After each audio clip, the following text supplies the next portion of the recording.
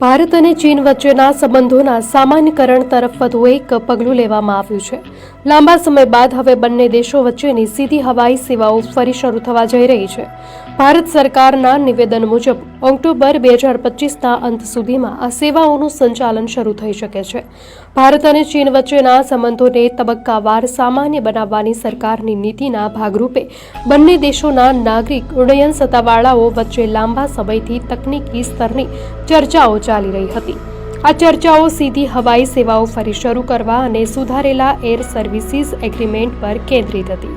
આ ચર્ચાઓના પરિણામ સ્વરૂપે હવે એવું નક્કી કરવામાં આવ્યું છે કે ભારત અને ચીનના નિયુક્ત સ્થળોને જોડતી સીધી વિમાન સેવાઓ ઓક્ટોબર 2025ના અંત સુધીમાં ફરી શરૂ થઈ શકે છે। આ સેવાઓનું સંચાલન શિયાળુ સિઝનના શેડ્યુલ મુજબ થશે, જો કે તે બંને દેશોની નિયુક્ત કેરિયર્સના વ્યાવસાયિક નિર્ણય અને તમામ ઓપરેશનલ માપદંડોની પૂર્તિને આધીન રહેશે।